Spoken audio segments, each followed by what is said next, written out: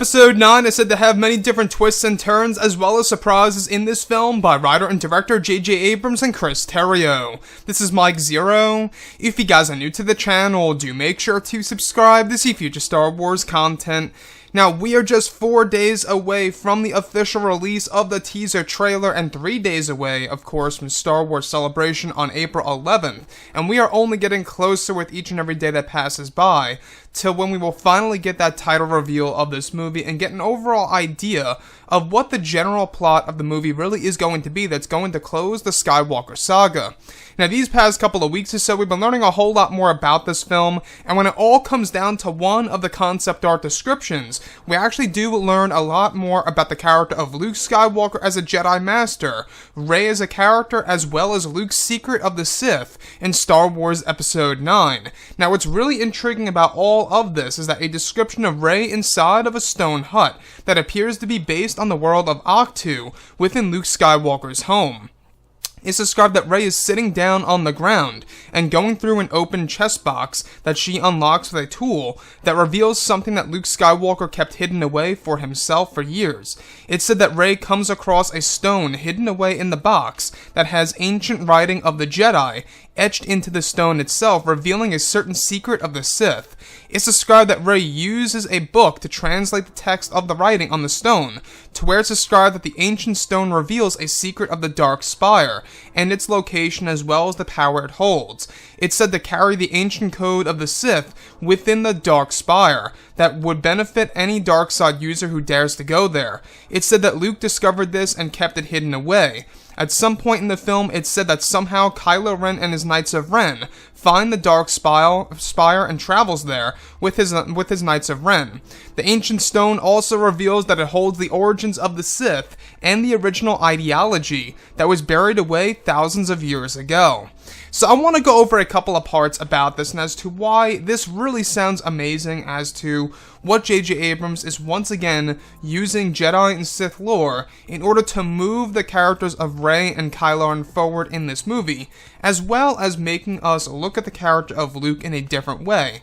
Now, yes, we do know that Luke Skywalker went on thousands of missions after the events of Return of the Jedi, so it only makes one wonder exactly when did Luke Skywalker discover this ancient stone? Did he find it on the planet of Ahch-To? Was it on another world that included ancient Jedi from thousands of years ago? That's a big question open on the table for discussion.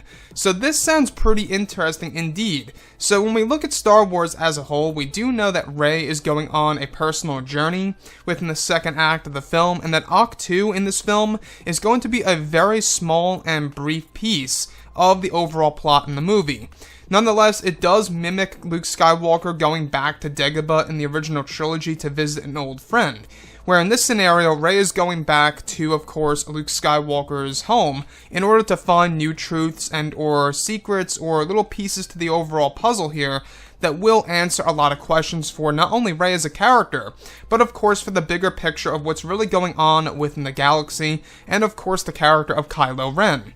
So, the Dark Spire, we've been going over this quite a number of times now. It's going to be a large castle in Star Wars Episode 9 that Kylo Ren and his Knights of Ren go to. Keep note of that. It's going to be a very interesting piece of the movie.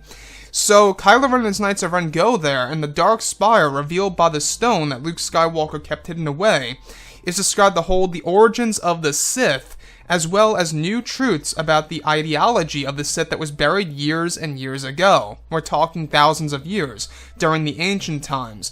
Most likely even so ancient, well before the invention of lightsabers, for all we know.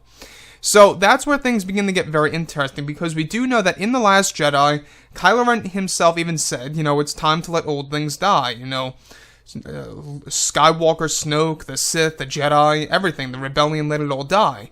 That's what Kylo Ren said in The Last Jedi. So I'm starting to wonder as to why Kylo Ren would be seeking out a ancient code of the Sith and or new truths about the ideology of the ancient Sith. Now, it could absolutely be that the ancient Sith ways actually outperform the other ways of course, Palpatine and all the other Sith like Darth Maul, Darth Vader, you name it. And now in this scenario, we do know that J.J. Abrams is using a lot of the lore in this film that will connect to the new Star Wars trilogy. So I have no doubts here that whatever's going to be inserted into this film when it comes to things that are popping up in the background, such as Jedi and Sith lore, I really do believe that this is going to be an introduction of what's to come in the David Benioff and D.B. Weiss series that is set to launch as early as 2021. So with that being said, guys, Episode 9 really does have a lot to offer. I could not be more excited and fascinated about this movie, not only as a Star Wars fan, because, well, it is going to be a historical film. To me, I think that JJ really does have a shot here at binding the entire sequel trilogy together. Anyways, guys, drop a comment below. Let me know what you think about all of this in the comments. And if you guys did enjoy the content for today, do make sure to drop a thumbs up on this video to support the channel. I thank you all so very much for the kind support, and I'll catch you guys next time.